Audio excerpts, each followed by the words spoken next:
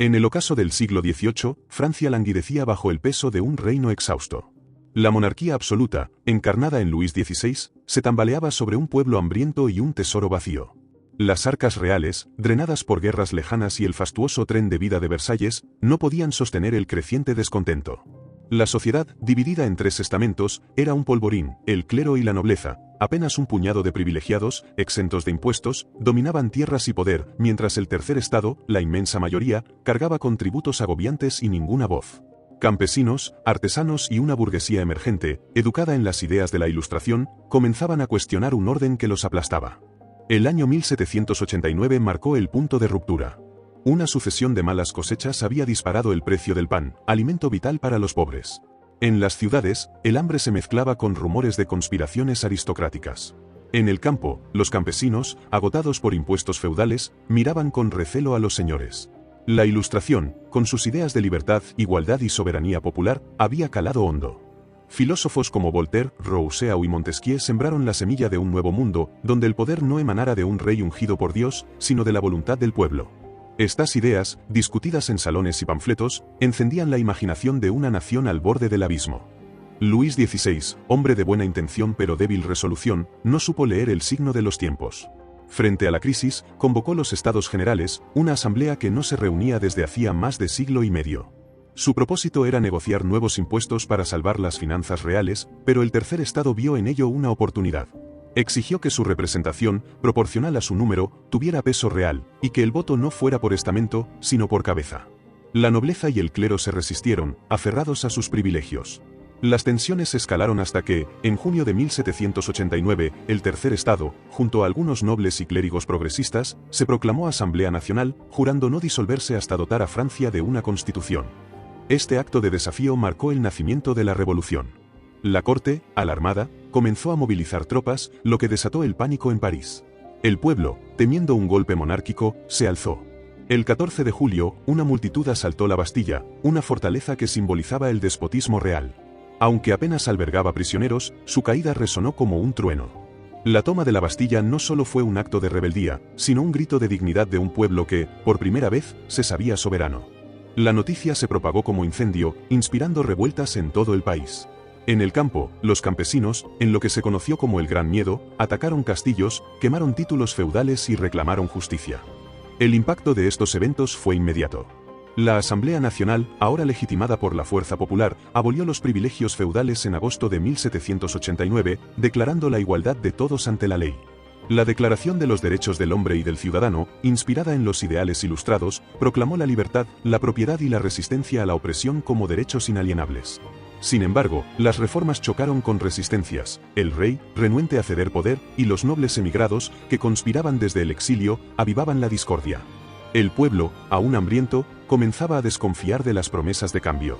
En este torbellino de esperanza y temor, la revolución tomaba forma. Cada decisión, desde el juramento de la Asamblea hasta el asalto a la Bastilla, era un paso hacia lo desconocido.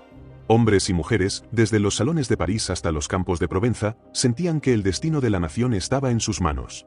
Pero el camino hacia la libertad estaba sembrado de dilemas. ¿Cómo construir un mundo nuevo sin desatar el caos? ¿Cómo equilibrar la justicia con la venganza? La respuesta, aún lejana, exigiría sacrificios que nadie podía prever. Si este instante de rebeldía y esperanza te ha estremecido, acompáñanos suscribiéndote para desentrañar los capítulos que definieron una era. La chispa de 1789 había encendido un fuego indomable. La Asamblea Nacional, convertida en constituyente, trabajaba febrilmente para dar forma a una Francia nueva, pero las tensiones crecían dentro y fuera del país. El pueblo, aunque celebraba la abolición de los privilegios feudales, seguía enfrentando hambre y miseria. En París, las calles vibraban con rumores de traición, mientras en Versalles, la corte de Luis XVI permanecía atrapada en su opulencia, ajena al clamor popular. La brecha entre las promesas de la revolución y la realidad alimentaba la desconfianza. En octubre de 1789, un evento marcó el rumbo de los acontecimientos. Miles de mujeres parisinas, hartas del hambre y los precios del pan, marcharon hacia Versalles, exigiendo justicia. Armadas con cuchillos, picas y cañones improvisados, irrumpieron en el Palacio Real. Su furia, nacida de la desesperación, obligó al rey y a la reina, María Antonieta, a regresar a París bajo escolta popular. Este traslado no fue solo físico, simbolizó el fin de la monarquía como poder intocable. Desde entonces, Luis XVI viviría en las Tullerías, bajo la mirada vigilante de un pueblo que ya no lo veía como padre, sino como rehén. La Asamblea Constituyente, instalada en París, avanzaba en la construcción de un nuevo orden. En 1790, decretó la nacionalización de los bienes eclesiásticos, una medida que buscaba sanear las finanzas, pero que fracturó aún más a la sociedad. El clero, obligado a jurar lealtad a la nación por encima del Papa, se dividió, muchos sacerdotes se negaron, avivando la resistencia en las regiones católicas.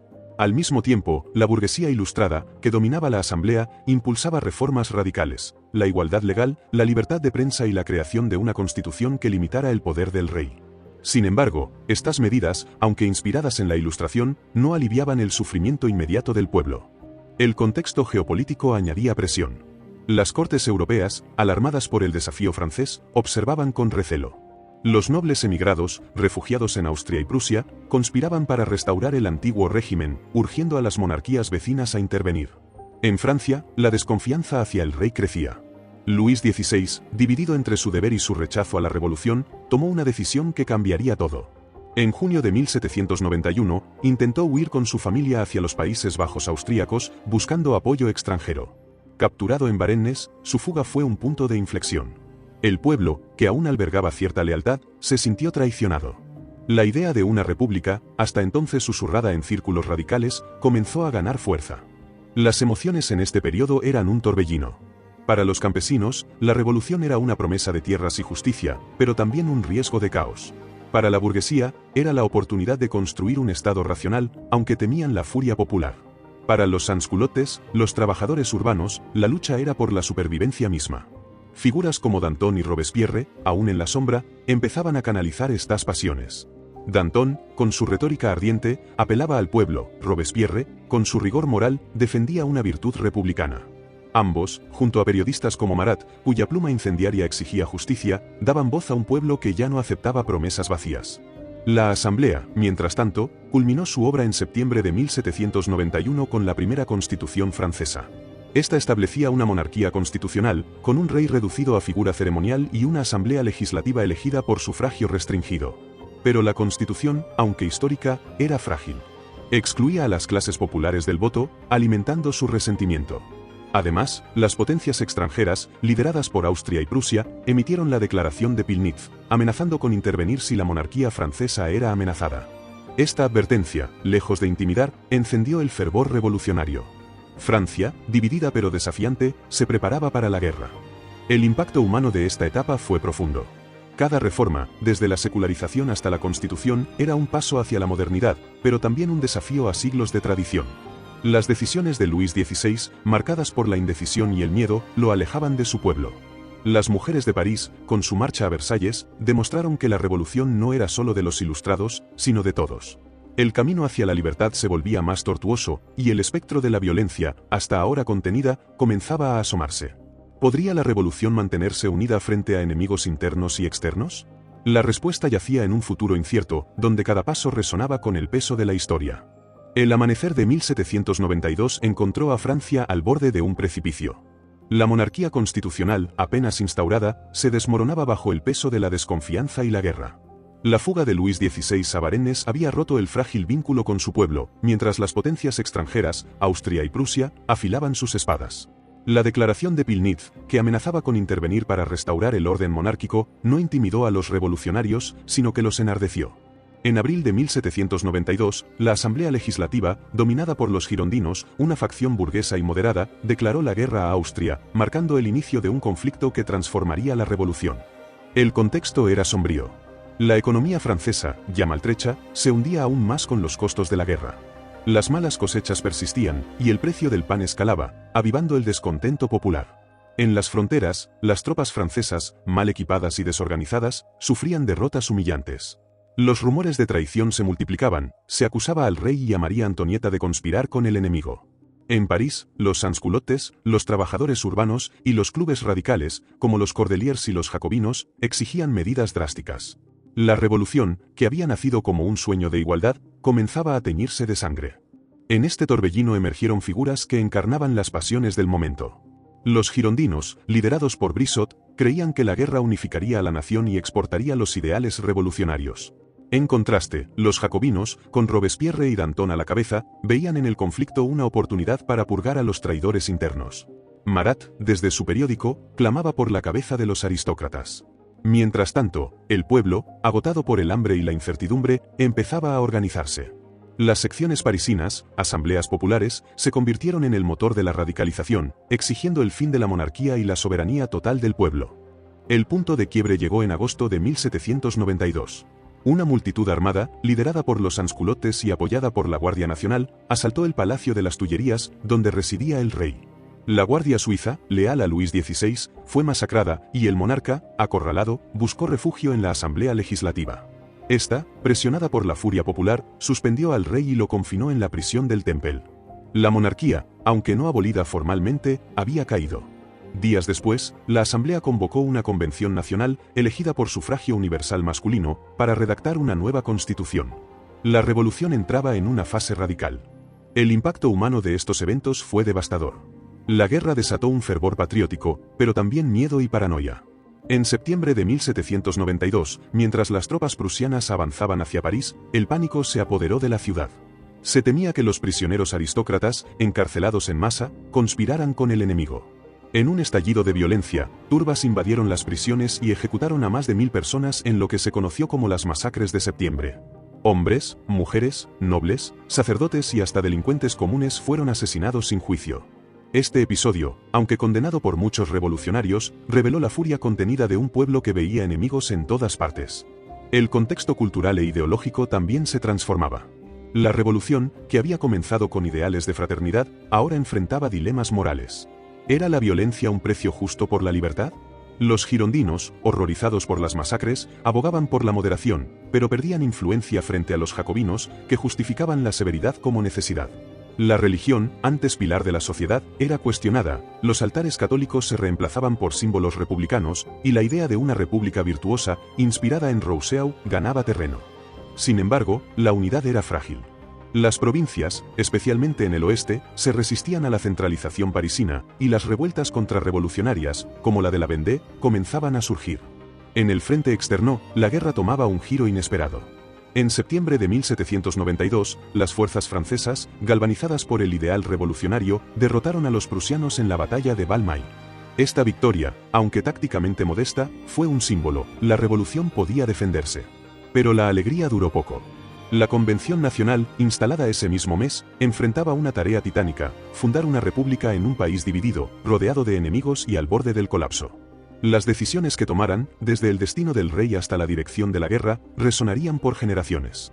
La libertad, tan anhelada, exigía un costo que pocos podían imaginar. La Convención Nacional, nacida en septiembre de 1792, se alzó como el corazón de una Francia en llamas. Su primera decisión fue audaz, abolir la monarquía y proclamar la república. El día 22 de septiembre, la nación dejó atrás siglos de realeza, adoptando un nuevo calendario que marcaba el año 1 de la libertad. Pero la unidad era una ilusión. La convención, dividida entre girondinos y jacobinos, se debatía en un torbellino de ideales y desconfianzas, mientras el pueblo exigía justicia y el enemigo extranjero avanzaba. El juicio de Luis XVI dominó el invierno de 1792.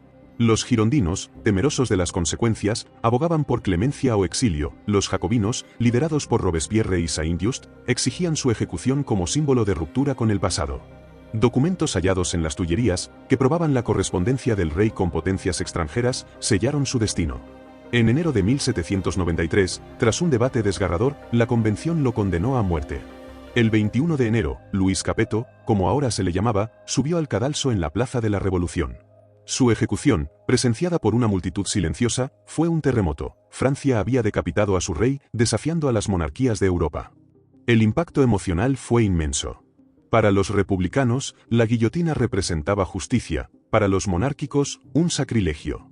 En las provincias, especialmente en la Vendée, la ejecución avivó una rebelión campesina que combinaba lealtad al rey y rechazo a la conscripción militar.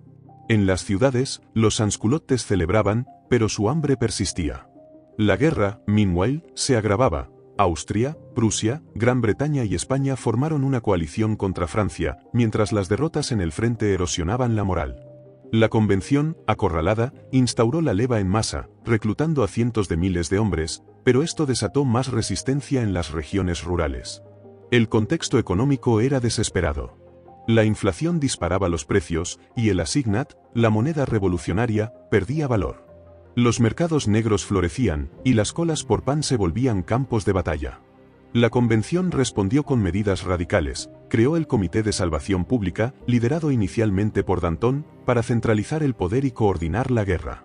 También estableció controles de precios, lo que calmó temporalmente al pueblo, pero enfureció a los comerciantes. Estas decisiones, aunque necesarias, profundizaron las divisiones. Los girondinos, acusados de tibieza, perdían influencia frente a los jacobinos, cuya visión de una república virtuosa justificaba medidas extremas. Las tensiones internas estallaron en primavera de 1793. Los girondinos, alarmados por la radicalización, intentaron frenar a los jacobinos, pero su retórica moderada los aisló. En París, los sansculottes, apoyados por los jacobinos, organizaron una insurrección. El 2 de junio, una multitud armada rodeó la convención, exigiendo la expulsión de los girondinos. Bajo presión, los diputados cedieron, y los líderes girondinos fueron arrestados o huyeron. Este golpe marcó el ascenso de los jacobinos al poder absoluto, pero también el inicio de una revolución devorada por sus propias pasiones. El contexto cultural reflejaba este caos. La República buscaba símbolos nuevos. La marsellesa, himno de los soldados, resonaba en las calles, mientras los retratos de reyes eran reemplazados por alegorías de la libertad. Sin embargo, la descristianización, impulsada por radicales como Hebert, alienaba a las masas católicas. Templos se convertían en altares de la razón, y los sacerdotes eran perseguidos. Esta ruptura con la tradición, aunque simbólica para algunos, era una afrenta para otros, avivando las rebeliones contrarrevolucionarias en el oeste y el sur. El impacto humano de esta fase fue visceral. La ejecución del rey no solo dividió a la nación, sino que radicalizó los corazones. Hombres como Robespierre, que antes predicaban moderación, ahora veían en la severidad una virtud. Las mujeres, desde las tricoteuses que tejían junto a la guillotina hasta las campesinas de la Vendée, encarnaban la lucha por la supervivencia. Cada decisión, desde la leva en masa hasta el arresto de los girondinos, era un paso hacia un futuro incierto. La República, asediada por enemigos externos e internos, se sostenía sobre un filo. La libertad exigía sacrificios, pero ¿hasta dónde podía llegar la justicia sin convertirse en tiranía? El destino de Francia pendía de un hilo, y la guillotina, ahora un símbolo, no dejaría de caer. El verano de 1793 marcó el apogeo de la crisis revolucionaria. La República, apenas nacida, enfrentaba una tormenta perfecta: guerra en las fronteras, rebeliones internas y una economía al borde del colapso. Los jacobinos, ahora al mando de la Convención Nacional, consolidaban su poder, pero a un costo inmenso. El Comité de Salvación Pública, reforzado con figuras como Robespierre, Saint-Just y Carnot, se convirtió en el cerebro de una nación en guerra. Su misión era salvar la revolución, aunque ello significara sacrificar las libertades que la habían inspirado. La guerra dominaba el horizonte. La coalición extranjera, con Austria, Prusia y Gran Bretaña a la cabeza, apretaba el cerco. En el norte, los ejércitos franceses retrocedían; en el sur, Toulon cayó en manos británicas. Dentro del país, la rebelión de la Vendée se intensificaba, con campesinos católicos y monárquicos enfrentándose a las tropas republicanas en una guerra brutal. Lyon, Marsella y otras ciudades, lideradas por girondinos y moderados, se alzaron contra el dominio jacobino, desafiando la autoridad de París. La República, asediada, parecía al borde de la desintegración. En este contexto, el Comité de Salvación Pública tomó medidas draconianas. La leva en masa, decretada en agosto de 1793, movilizó a toda la nación. Hombres, mujeres, jóvenes y ancianos fueron llamados a contribuir al esfuerzo de guerra. Los talleres producían armas, las mujeres cosían uniformes, y los campos, aunque agotados, alimentaban a los soldados. Esta movilización, sin precedentes, transformó a Francia en una máquina de guerra, pero también avivó el descontento. Los campesinos, forzados a entregar cosechas, y los obreros, sujetos a controles de precios, veían en la República una nueva forma de opresión.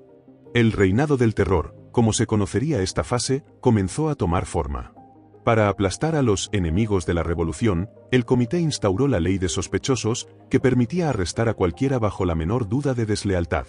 Los tribunales revolucionarios, especialmente en París, trabajaban sin descanso, enviando a cientos a la guillotina. Entre los ejecutados estaban María Antonieta, decapitada en octubre de 1793, y los líderes girondinos, cuya moderación los había convertido en traidores a ojos de los jacobinos. La guillotina, instalada permanentemente en la Plaza de la Revolución, se convirtió en el símbolo de una justicia implacable. El impacto humano era abrumador. En las calles, el miedo se mezclaba con el fervor. Las familias se dividían, algunos denunciaban a sus vecinos por temor o convicción, otros escondían a sospechosos, arriesgando sus vidas. Las tricoteuses, mujeres que tejían junto al cadalso, encarnaban la mezcla de devoción y furia que definía la época. En las provincias, la represión era aún más cruel. En la Vendée, las columnas infernales republicanas arrasaban aldeas, matando a decenas de miles en una campaña que algunos historiadores califican de genocida. En Lyon, los rebeldes fueron masacrados, y la ciudad, castigada, perdió su nombre temporalmente. El contexto ideológico reflejaba esta polarización. Los jacobinos, inspirados por Rousseau, defendían una república de virtud, donde el bien común prevalecía sobre el individuo. Robespierre, con su retórica inflexible, veía el terror como un mal necesario para purificar la nación.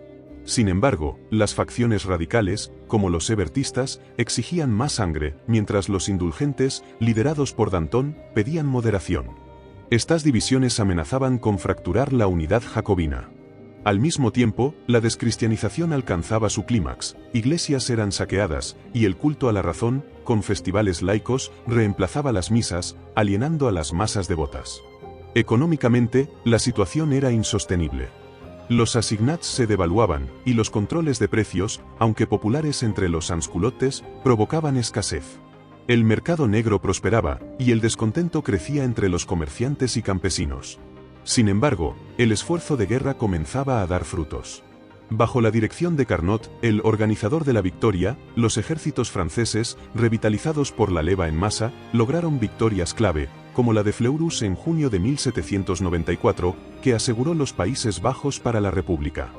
Esta etapa, marcada por el terror, fue un crisol de heroísmo y tragedia.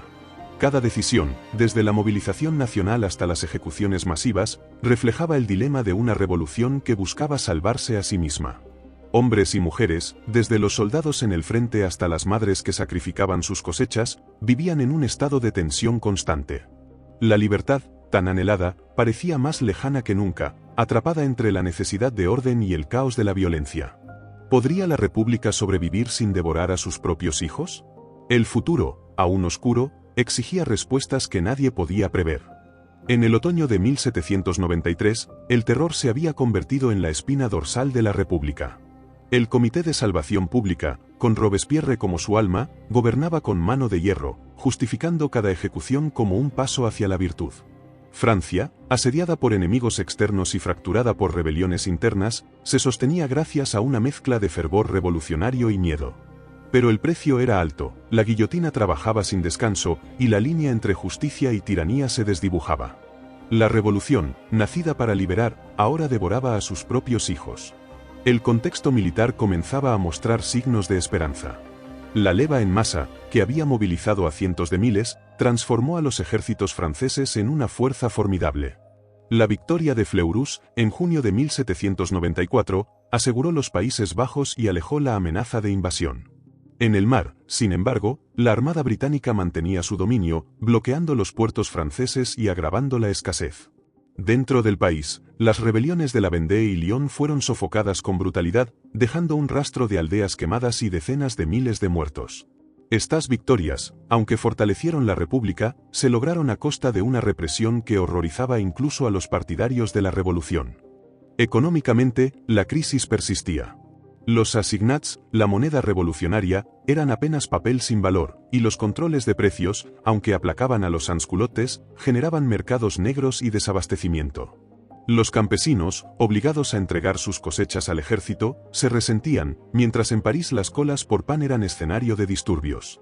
El comité intentó estabilizar la situación con racionamiento y castigos a los acaparadores, pero la miseria seguía alimentando el descontento. La promesa de igualdad, tan central en 1789, parecía un eco lejano. El terror, meanwhile, alcanzaba su paroxismo.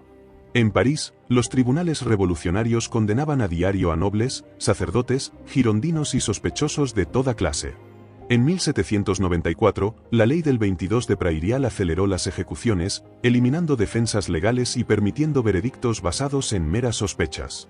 Miles perecieron, desde figuras prominentes como Danton, ejecutado en abril tras pedir moderación, hasta ciudadanos comunes atrapados en denuncias anónimas. En las provincias, comisionados como Carrier en Nantes perpetraron atrocidades, como los ahogamientos masivos de prisioneros. Estas acciones, aunque justificadas como necesidad bélica, sembraban terror y alienación. El impacto humano era desgarrador.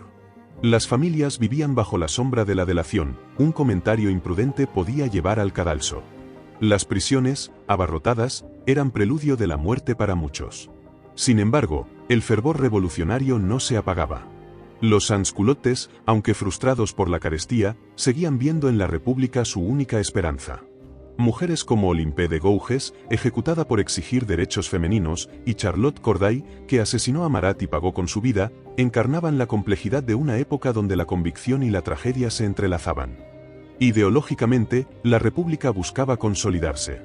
Robespierre, obsesionado con la virtud, impulsó el culto al Ser Supremo, un intento de reemplazar el catolicismo con una religión cívica. En junio de 1794, el Festival del Ser Supremo, celebrado en París, fue un espectáculo de unidad, pero también un reflejo de las tensiones. Los hebertistas, radicales que abogaban por más violencia, y los indulgentes, que pedían clemencia, habían sido purgados, pero las divisiones persistían. Robespierre, cada vez más aislado, comenzaba a ser visto como un tirano por sus propios aliados. El contexto cultural reflejaba esta encrucijada. Los símbolos republicanos, la escarapela tricolor, la diosa libertad dominaban el arte y la vida pública, pero la descristianización alienaba a las masas rurales. Los teatros, antes llenos de comedias cortesanas, ahora exaltaban el heroísmo revolucionario. Sin embargo, la censura crecía, y los periódicos, como el de Hebert, eran silenciados y desafiaban al comité. La revolución, que había prometido libertad de expresión, ahora exigía lealtad absoluta. A medida que el terror consumía más vidas, la pregunta se volvía inevitable: ¿era esta la libertad soñada? Las victorias militares y la represión interna habían salvado a la República, pero a un costo moral y humano devastador. Robespierre, Saint-Just y sus aliados creían que el fin justificaba los medios, pero el descontento crecía, incluso entre los revolucionarios. En el horizonte se vislumbraba un punto de ruptura. La guillotina, que había castigado a los enemigos, pronto se volvería contra sus creadores. La revolución, como un río desbordado, arrastraba a todos hacia un destino incierto, donde la esperanza y el horror caminaban de la mano. El verano de 1794 fue un punto de inflexión para la revolución. La República, fortalecida por victorias militares, había repelido a la coalición extranjera, pero el terror, lejos de disminuir, se intensificaba. El Comité de Salvación Pública, con Robespierre como su figura central, gobernaba una Francia exhausta, donde el miedo impregnaba cada rincón. La guillotina, símbolo de justicia revolucionaria, se había convertido en un espectro que amenazaba a todos, desde los campesinos hasta los propios líderes. La pregunta resonaba en los corazones: ¿cuándo terminaría el sacrificio? El contexto militar era, por primera vez en años, esperanzador. La victoria de Fleurus había asegurado los Países Bajos, y los ejércitos franceses, reorganizados por Carnot, avanzaban en múltiples frentes. La leva en masa había creado una fuerza de cientos de miles, impulsada por el fervor patriótico. Sin embargo, el costo humano era inmenso, aldeas enteras quedaron despobladas, y las familias lloraban a sus hijos caídos. En el frente interno, las rebeliones de la Vendée y Lyon, aunque aplastadas, dejaron cicatrices profundas. La represión, con sus masacres y ejecuciones, había unificado a la nación bajo el yugo del miedo, pero no del amor. Económicamente, la situación seguía al borde del colapso. Los assignats, devaluados, eran rechazados por muchos comerciantes, y los controles de precios, aunque sostenían a los pobres, provocaban escasez en las ciudades.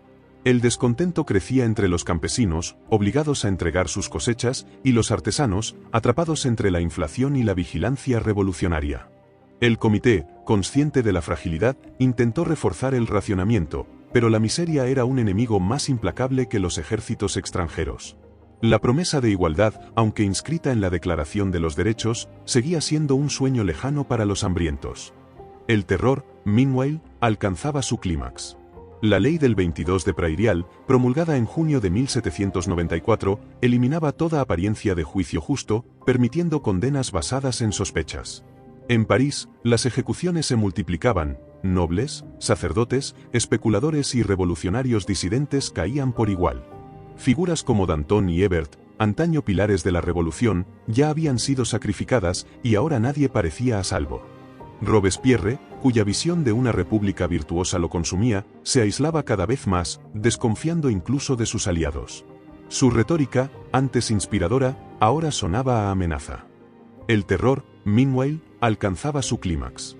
La ley del 22 de Prairial, promulgada en junio de 1794, eliminaba toda apariencia de juicio justo, permitiendo condenas basadas en sospechas.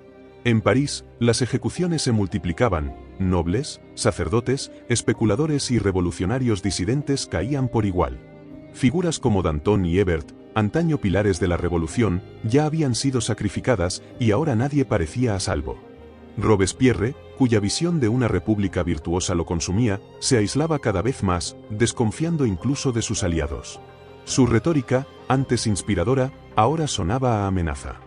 El punto de ruptura llegó en julio de 1794.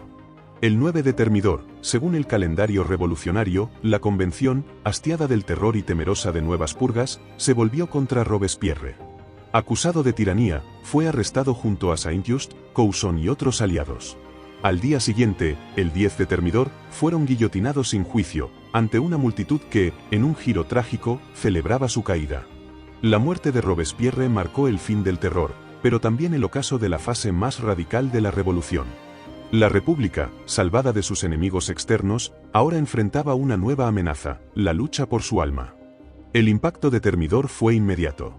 El Comité de Salvación Pública perdió poder, y la Convención, ahora dominada por moderados, comenzó a desmantelar el terror. Los prisioneros fueron liberados, y los tribunales revolucionarios, restringidos. Pero la victoria de los moderados no trajo paz. Los sansculottes, traicionados, se sintieron abandonados, mientras los monárquicos, alentados, conspiraban para restaurar el antiguo régimen. La revolución, que había prometido libertad y fraternidad, se tambaleaba en un mar de sangre y desconfianza. ¿Podría Francia encontrar un equilibrio, o caería en un nuevo abismo? El 10 de Thermidor, en julio de 1794, marcó el fin del terror, pero no el fin de la tormenta. La ejecución de Robespierre y sus aliados dejó a la República en un vacío de poder, con una nación exhausta y dividida. La Convención Nacional, ahora liderada por moderados como Barras y Tallien, buscaba desmantelar el legado jacobino, pero las heridas de años de violencia no sanaban fácilmente.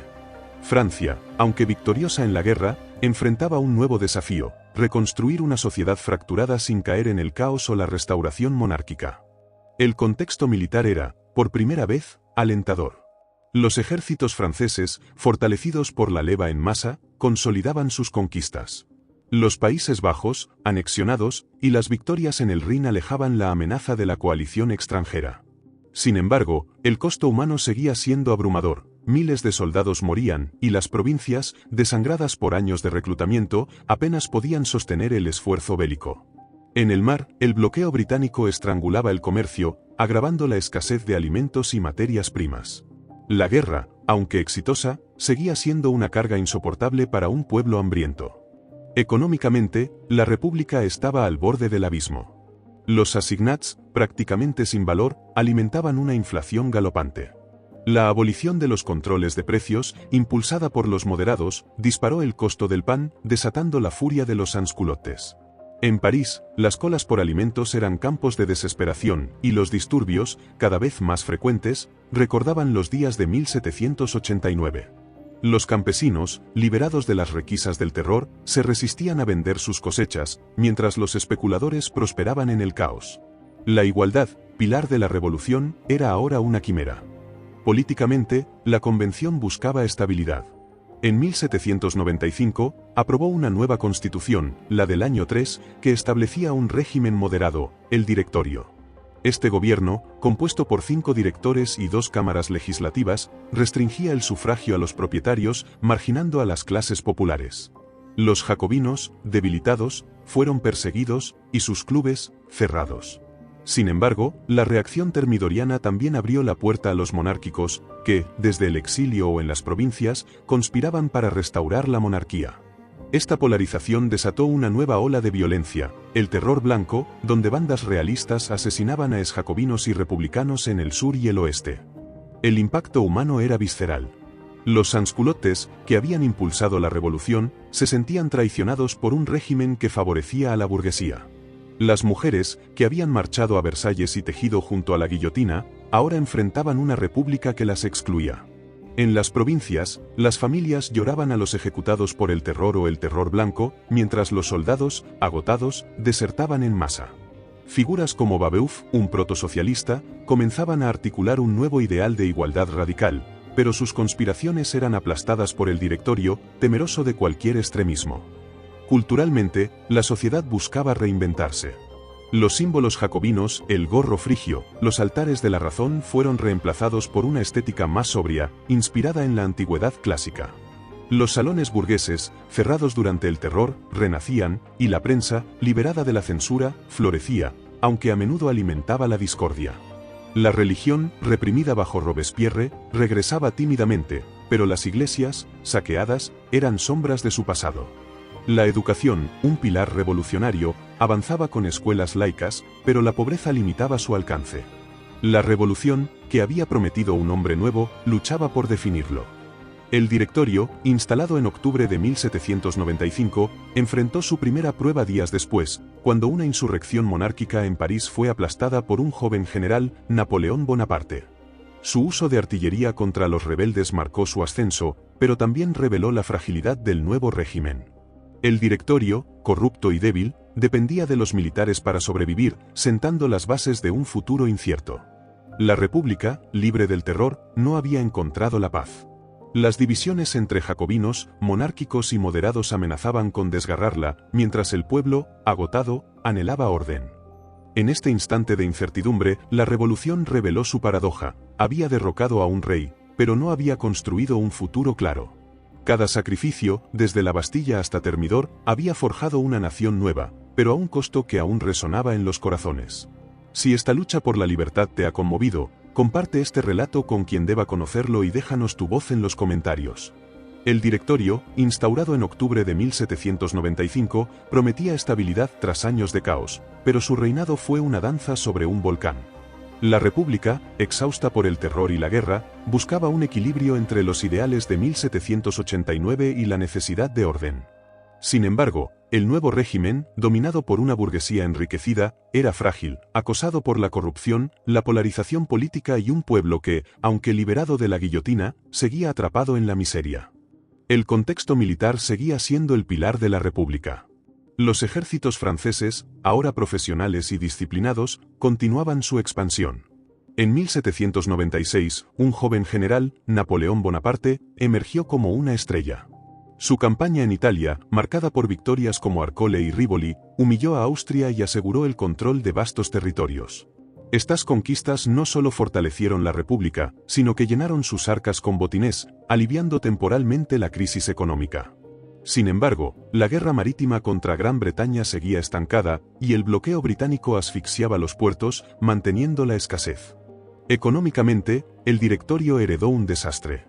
Los assignats fueron abandonados, y una nueva moneda, el franco, se introdujo, pero la inflación persistía.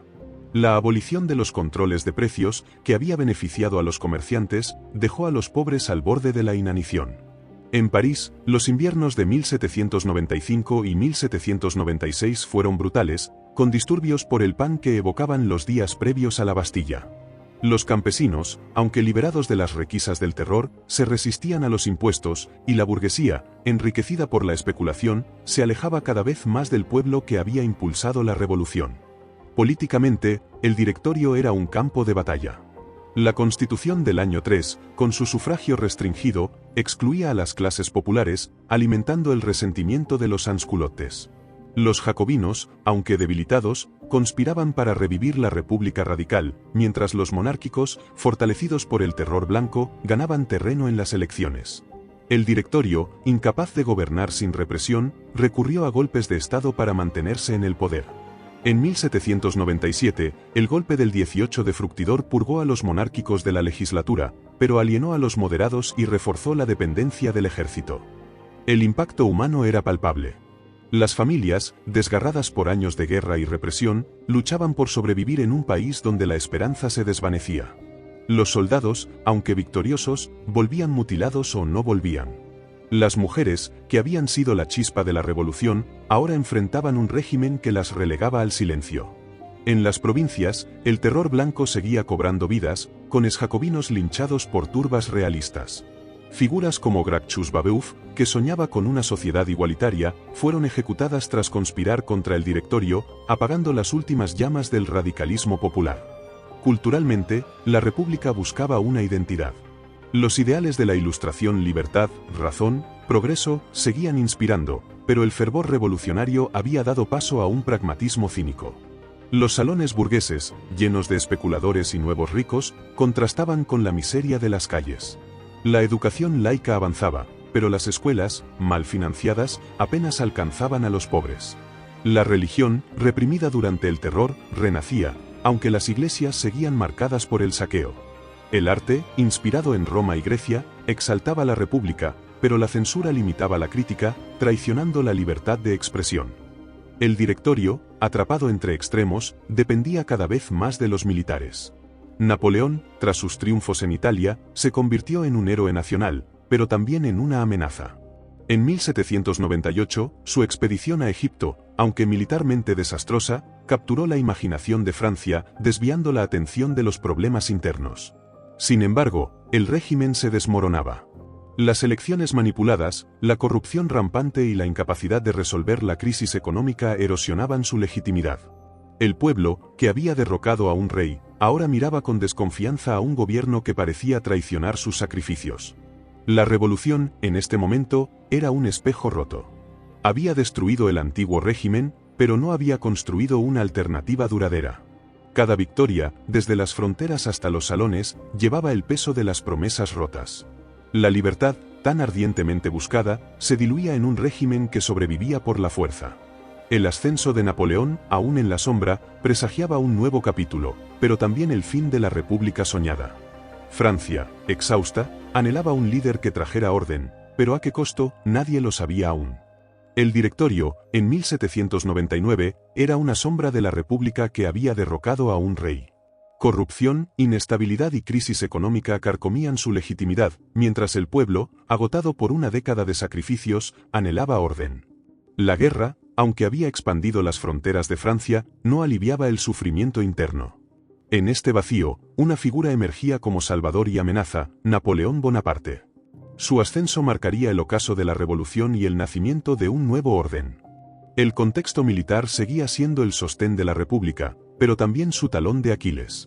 Las victorias de Napoleón en Italia y los avances en el Rin habían debilitado a la coalición extranjera, pero la expedición a Egipto, lanzada en 1798, fue un desastre estratégico. Aunque capturó la imaginación con imágenes de gloria, dejó a Francia vulnerable. Gran Bretaña, imbatible en el mar, mantenía el bloqueo, mientras Austria y Rusia formaban una nueva coalición. En 1799, las derrotas en Italia y Suiza reavivaron el temor de una invasión, exponiendo la fragilidad del Directorio. Económicamente, la situación era insostenible. El franco, introducido para reemplazar los assignats, no detuvo la inflación, y los impuestos, cada vez más pesados, caían sobre un pueblo exhausto. Los campesinos, libres de las cargas feudales, enfrentaban ahora la codicia de los recaudadores. En las ciudades, el desempleo y la escasez de pan desataban disturbios. La burguesía, enriquecida por la especulación, vivía en un lujo que indignaba a los pobres. La promesa de igualdad, proclamada en 1789, era ahora un eco burlón en un país donde los nuevos ricos reemplazaban a los antiguos nobles. Políticamente, el Directorio se tambaleaba. Las elecciones, manipuladas para excluir a jacobinos y monárquicos, solo profundizaban la desconfianza. En 1799, el golpe del 22 de Prairial debilitó aún más al régimen, al anular resultados electorales que favorecían a los radicales. La represión de conspiraciones, como la de Babeuf, no acalló el descontento. Los sansculottes, marginados por el sufragio restringido, y los monárquicos, que soñaban con restaurar a Luis XVIII, conspiraban en las sombras.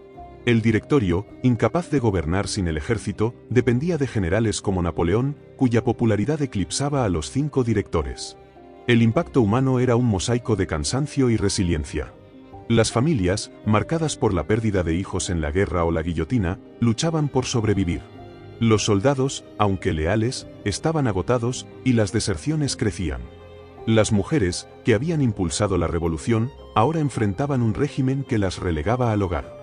En las provincias, el terror blanco había dejado un rastro de venganzas, mientras en París, los cafés y salones bullían con debates sobre el futuro. Figuras como Madame de Staël, con su pluma incisiva, criticaban la deriva autoritaria, pero sus voces eran ahogadas por la censura. Culturalmente, la República buscaba una identidad entre las ruinas del pasado. El arte neoclásico, inspirado en Roma, glorificaba las victorias militares, mientras los institutos científicos, herencia de la Ilustración, avanzaban en matemáticas y química. La educación, aunque ampliada, seguía siendo un privilegio, y la religión, tras años de persecución, renacía tímidamente. Sin embargo, el fervor revolucionario había dado paso a un cinismo generalizado.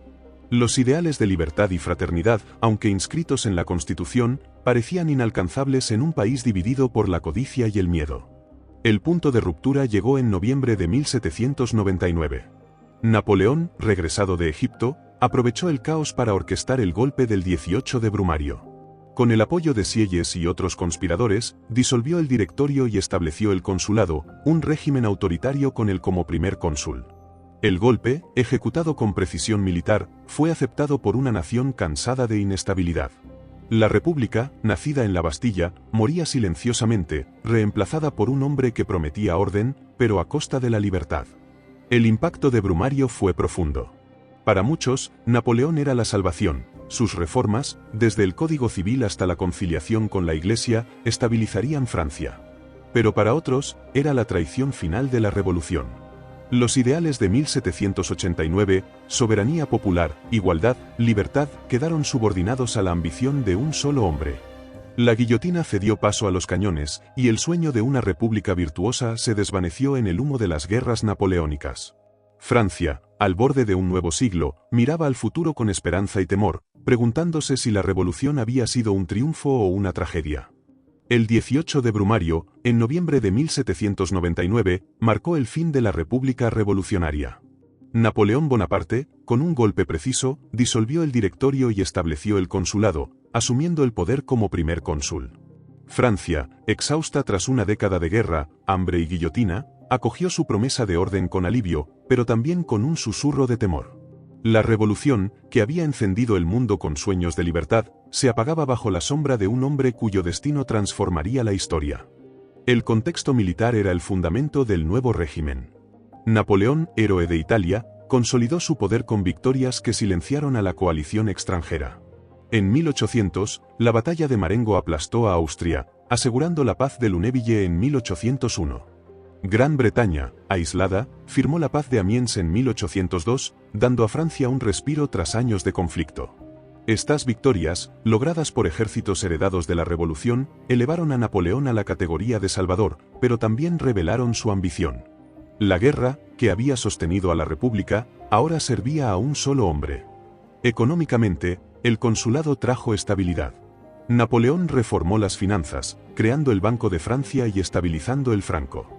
Los impuestos, aunque pesados, se recaudaban con eficiencia, y la corrupción, endémica en el directorio, fue contenida. Los campesinos, beneficiados por la abolición de los privilegios feudales, apoyaban al régimen, mientras la burguesía, enriquecida, veía en Napoleón un garante de sus ganancias. Sin embargo, los pobres, especialmente en las ciudades, seguían enfrentando escasez, y la igualdad social, un pilar revolucionario, quedó subordinada al orden. Políticamente, el consulado era una república solo de nombre. Napoleón centralizó el poder, silenciando a los jacobinos y monárquicos con igual firmeza. En 1802, se proclamó cónsul vitalicio, y en 1804, emperador, coronándose a sí mismo en Notre Dame. El Código Civil, promulgado en 1804, consolidó las conquistas revolucionarias, igualdad legal, propiedad privada, pero reforzó el patriarcado, relegando a las mujeres.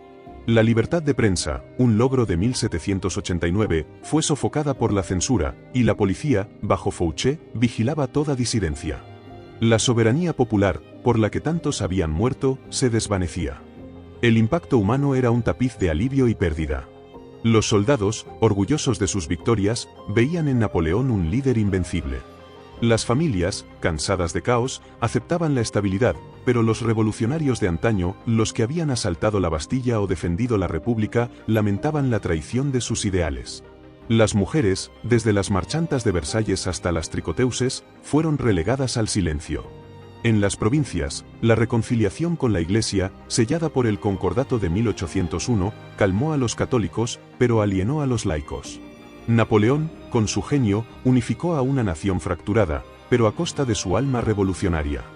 Culturalmente, el imperio reemplazó el fervor republicano por la grandeza imperial. El arte neoclásico exaltaba a Napoleón como un nuevo César, mientras las escuelas, reformadas, formaban a una generación leal al régimen. La Ilustración, que había inspirado la revolución, fue canalizada hacia el progreso técnico, pero la libertad de pensamiento languidecía. Los símbolos de 1789 en la escarapela, la marsellesa, fueron absorbidos por el culto a Napoleón, que dominaba la imaginación de una Francia que, aunque poderosa, había olvidado su sueño de fraternidad. El legado de la revolución, en este ocaso, era un enigma. Había destruido el feudalismo, consagrado la igualdad legal y sembrado la idea de soberanía popular, pero su costo, miles de vidas, un reino de terror, un imperio autoritario, pesaba como una losa. Napoleón, heredero y verdugo de la revolución, llevó sus ideales a Europa, pero también sus ejércitos. Cuando, en 1815, cayó en Waterloo, la restauración trajo de vuelta a los Borbones, pero no al antiguo régimen. La semilla de la libertad, plantada en 1789, seguía viva, lista para germinar en revoluciones futuras. La Revolución Francesa, con su gloria y su tragedia, cambió el mundo. Nos legó un desafío. ¿Puede la libertad nacer sin sangre? ¿Es la justicia posible sin venganza? Sus ecos resuenan en cada lucha por la dignidad, recordándonos que el precio de un ideal es tan grande como su promesa. Si este final te ha hecho reflexionar, únete a nosotros suscribiéndote y comparte esta historia que aún nos habla.